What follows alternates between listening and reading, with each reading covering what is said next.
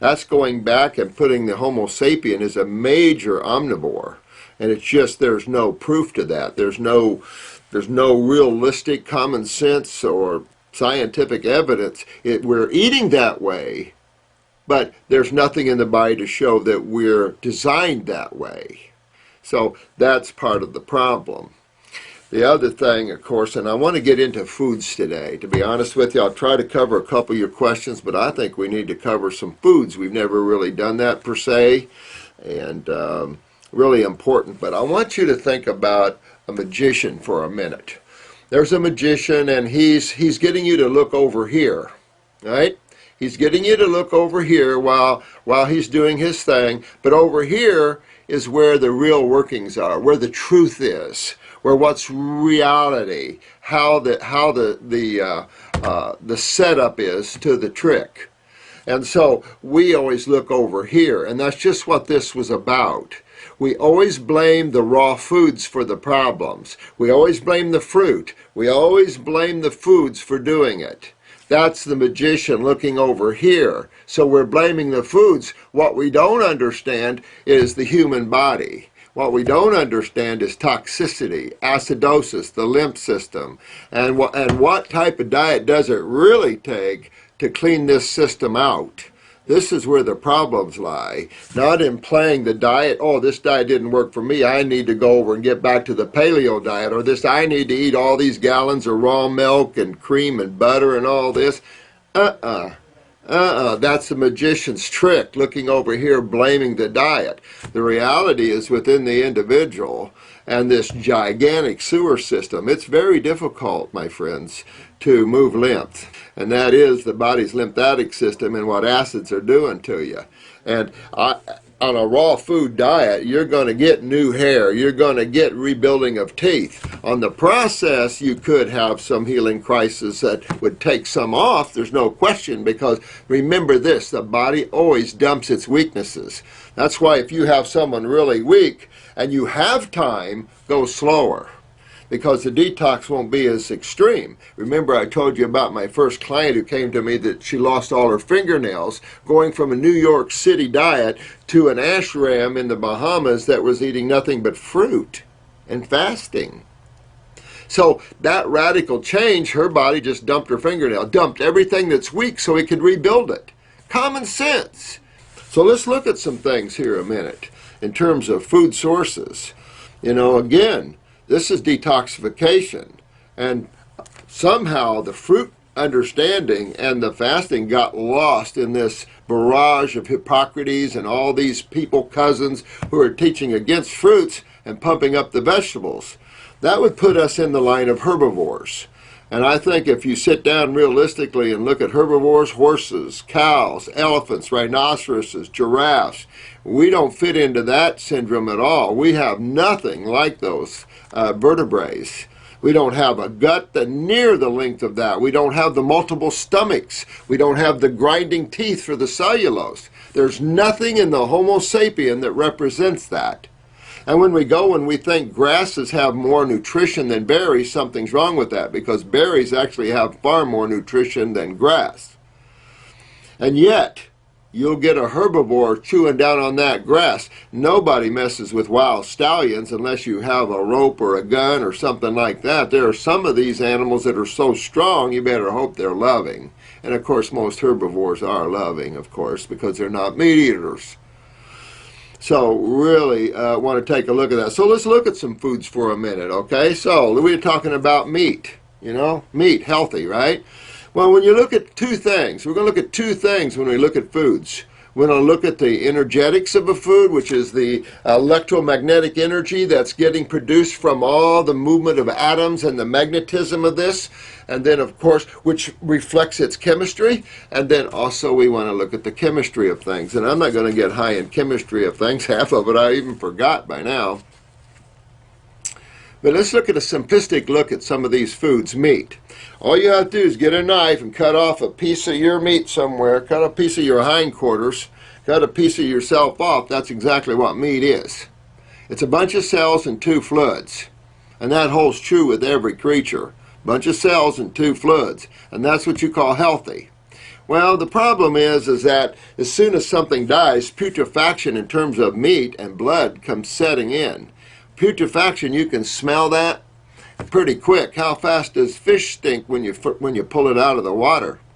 Pretty quick, huh? And we consider that nutritious. We don't, but some people do. What do we got? We got a bunch of amino acids that have become peptides and polypeptides forming proteins. Well, now it's funny how the body has to then re-break that all down to amino acids, doesn't it? Because tissue is formed from proteins or amino acids, right? And amino acids then forms the peptides and polypeptides and then the protein, the meat, the structure. But when we go to eat that structure, what are we eating? We're eating dead tissue. We're eating a structure that's breaking down and rotting, and we like that. The blood, of course, whoo! Ever smell blood? Putrefacted blood? Not good. You ever smell a human dying? Not good. Not good. But we like that. Matter of fact, ask most farmers. Most people like aged beef. That's 6 months, not 2 or 3. That's 6 months hanging on the hoof. We just cut off the mold, of course, that which is trying to break it down, because God needs those atoms, of course. And yet we consider that good for you. High phosphorus, high iron, low cal magnesium, the opposite of what we want. If you go back and look at properly raised vegetables and fruits and berries, you will find properly picked ripe. Right, so we'll set that as the foundation. We already know we have crap foods in America. We already know people like Υγείας in Thailand are sitting there gorging on some of the best food in the world. Spain having some of the best food. A lot of countries south of France having really good food. America, we've lost our caring for quality of food. I'm sure there are some farmers out there that are participating in that consciousness of quality. But they're a handful probably in the whole spectrum of things, and for some reason Florida seems to not get the good stuff. So here on protein, most people can't just go out and eat raw meat. There's nothing designed on a human that would give you an indication you're a meat eater. You don't have the desire to rip something apart, and matter of fact, unless it's on the Barbie, unless you put some spices or cook the crap out of it or whatever, it doesn't taste good. Now, some people like raw meat, no question, I've seen that. Nasty to me, because this is just putrefaction at its finest. And so we consider that healthy. Well, most fruits and vegetables are 70 to 80% base chemistry. That's your calcium, magnesium, your sodiums, your potassiums, your zincs. These are the alkaline chemistries. And only 20% acid chemistry. The ratio is dominant on the base chemistry side. The ratio of this air on this planet is dominant base, rapidly becoming acidic. And look what's happening. Lung cancer skyrocketing, deterioration of paints and buildings, mutation of fish and frogs just as the rain is pulling these acids into the lakes. When things get over acidic, deterioration and mutation takes place. It's not a brainstorm, it's easy to see that. So you're eating a food and meat predominantly acidic. Well, you don't hit your blood with a pH below 7.4, 7.3, or what's going to happen? The law of homeostasis, where now the body has to rectify that acidosis in a timely manner, or death is imminent. You can't run an acid blood without dying within a few minutes. Remember that. So when you eat a lot of high proteins, you're acidifying the blood. Well, see you later. Body has to find alkaline chemistry, base chemistry, and of course calcium is the predominant base chemistry of the human body. So it'll steal it out of your connective tissue, out of your bones, because you can't eat a high phosphorus diet and survive well. And yet medical doctors push that. But we're a high meat eating society, which totally changes the molecular structure of things, totally changes the magnetic resonance of the body. This is why magnetic therapy is so beneficial for you, because all this is magnetism, all this is pH. Remember, pH affects solutions and affects how everything functions, basically. And nowhere are you going to find cooked foods better than raw foods. Only when you're detoxing too rapidly and you want to slow it down, or you want the body to stop healing itself, then eat cooked food because it's dead. At least vegetables carry some electromagnetic energy after it's cooked. Meat doesn't carry any.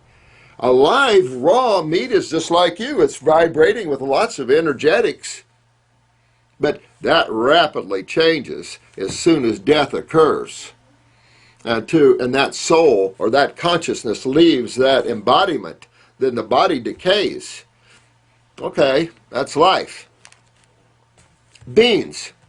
What's healthy about a bean? It's a dormant food. It has high enzyme inhibitors to keep it from sprouting, which creates high phytic acid, which is very antagonistic to calcium, soy being one of the highest phytic acid foods on the planet. It's highly concentrated, very difficult to digest, high sulfur. Everybody has gas on beans. Really nothing nutritious there. Sprout it, and now we can have conversation. But you're back to the plant life. Good for herbivores, but we like that plant to sprout and then bear some fruit, and then that's what we like. This whole idea of raw milk. I mean, let's look at milk for a minute. Milk. All right, if you pasteurize it, it's only a few molecules away from plastic. So, is that good? Plastic white stuff, goop, mucus? You know, after age 2, remember, after age 2, except for a few Brits, after age 2, most people have lost the enzymes to digest lactose. Lactase is gone. And milk is the most hardest food to digest. After the certain growth stage, protein, high protein and fat type milk isn't conducive to humans.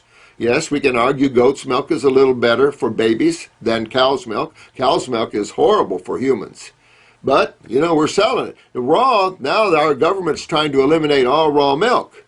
Well, you need to eliminate all milk because it's all bad for you. There's nothing good about milk, one of the most mucus-forming foods on the planet. And once you start getting tumors building up in your body and a lot of mucus in your sinuses, your head pressure's going crazy, then you can argue with me about milk. And you still want to drink it?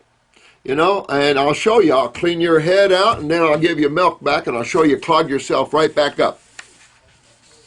Nothing healthy about milk. High fat, butter, raw butter, nothing healthy about high fat. There's nothing healthy at all. You have to have some essential fatty acids, no question about that, just like you have to have some amino acids. Carbon is the main print of humans, not nitrogen, and carbon is sugars. So you can't get around sugars. So you've got your milks, they're worthless. You've got your meats, I mean, they're worthless. I mean, this is unbalanced chemistry. Now, eggs. I've used raw, unfertilized eggs in highly depleted cases before. I have done that. I have. Cooking coagulates everything. So if you're going to argue eggs, then eat them raw. But I can say that any time of high protein, you'll smell your body stink within a quick order eating eggs. Notice how they stink and very putefactive. Raw, yeah, could be some nutrition in there, but is that good? And the flavonoids and all the good stuff you see in fruits, berries, and melons? No, nope, not at all. What else have we got? Breads, grains. Someone argued how grains are healthy for you. What is healthy about a grain? What is a grain? It's a polysaccharide. Now, polysaccharide is complex sugar.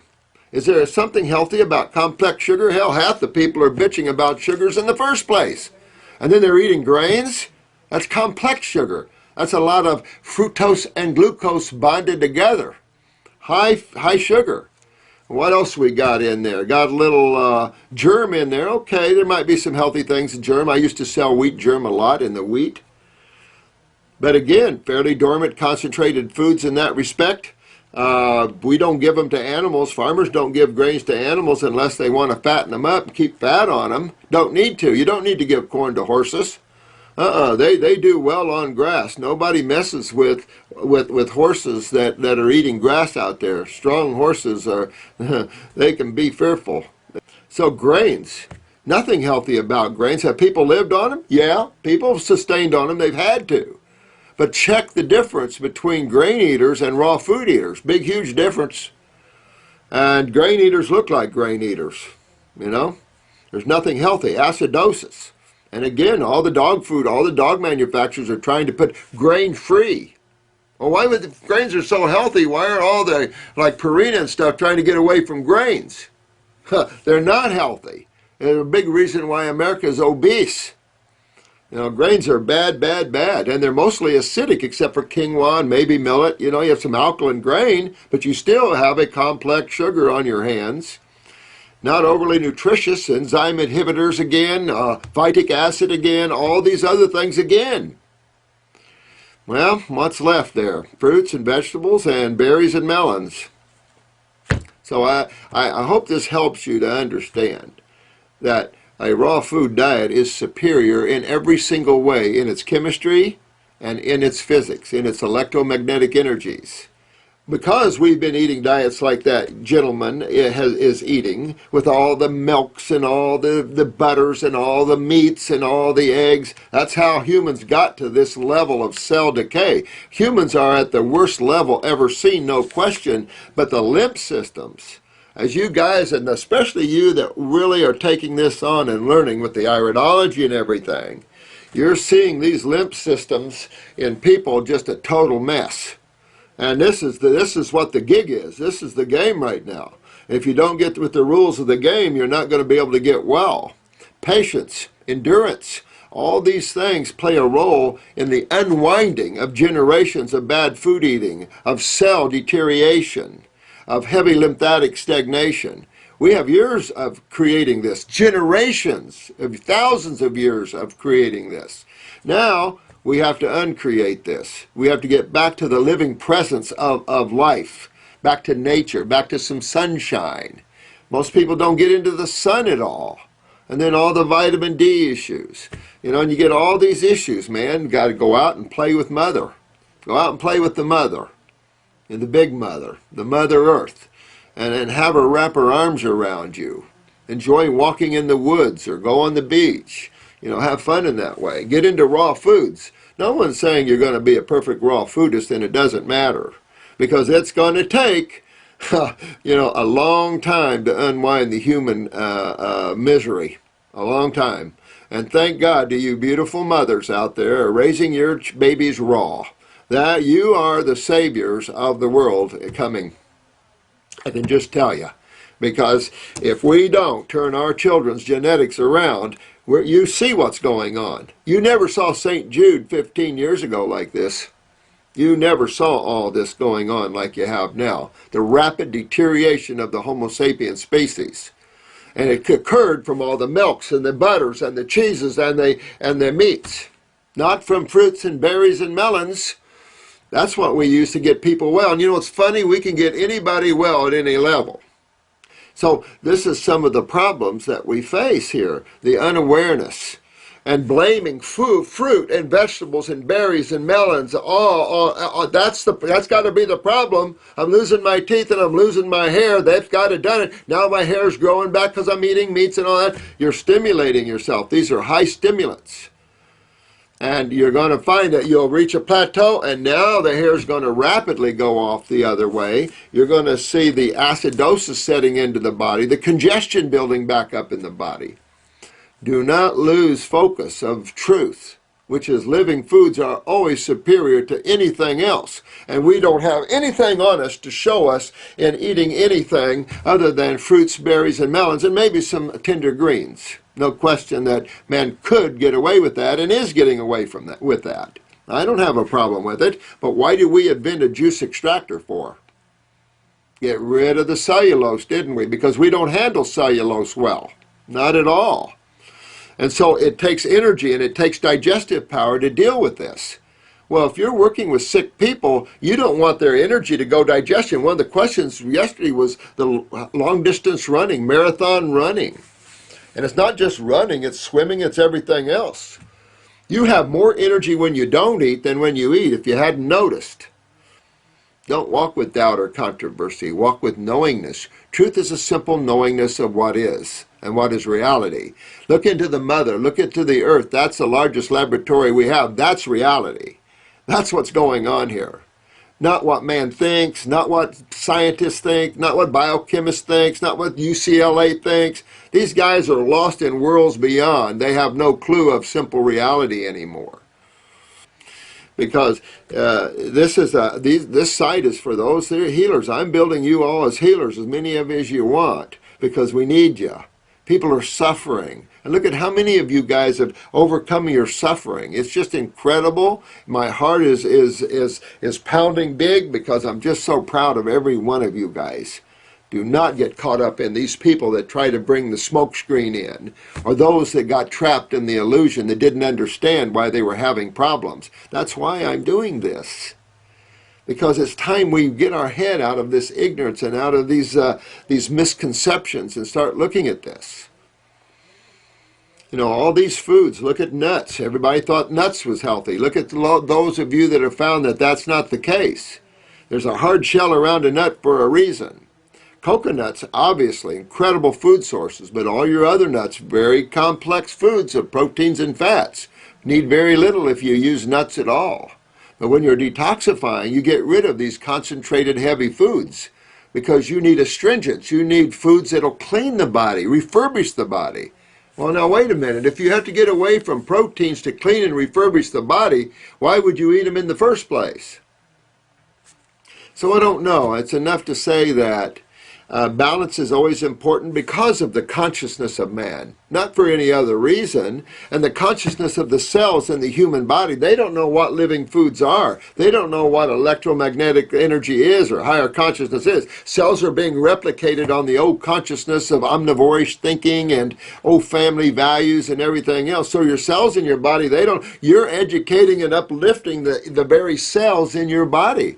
And it just takes a while to get everybody on board, to get this anionic, dehydrated, coagulated fluid called the lymph system up and moving properly, and getting the adrenals to get the kidneys to filter again. That's what this is about. And once you do, boy, you start getting that balding going away. You start getting the pressure out of the heads. You start getting nerve regeneration, blood vessel regeneration, tissue regeneration of all kinds. That's what's exciting. But man has just walked down so many pathways. There's so many books and so many opinions, blah, blah, blah, blah, blah. In reality, it's much simpler than that, guys. Very much simpler than that. Just eat your fruits and veggies and quit worrying about it. If you want green drinks, okay. I have no problems with any of these things, but in detoxification, people reach plateaus. We see this every day, and you guys that have sat in with me, you've seen that. I've showed you this, where you reach plateaus and people have to let go of their vegetables and dig deeper into the world of fruits and berries. This is what we see and what we've experienced. It took me a lot of years to get here because I'm a green guy, a vegetable guy. I have my salads, absolutely. But it took me a while to understand that it was holding us back when we had tumors that weren't breaking loose. It took me a while to get into that. And then when I started looking at all the fasting issues of the grapes and the lemons and of the waters, I realized just what the gig is. And studying the power and frequencies of fruits and berries and melons over vegetables and the astringents and the antioxidants led me down the road to really seeing it and then applying that to humans in detoxification, and you see it every single time. There are some of you that are too sensitive to fruits. Okay, go slow. Go slow. Get your adrenals up. It isn't that the foods are bad. Here's the illusion again. Blame the foods. Blame the foods. No, don't blame the foods. Blame your body. Blame where you are at in your genetic stance and in your lymph systems. All right, enough said. I love you all now. And carry on and be strong when you come up. Don't let people shake you off your tree here.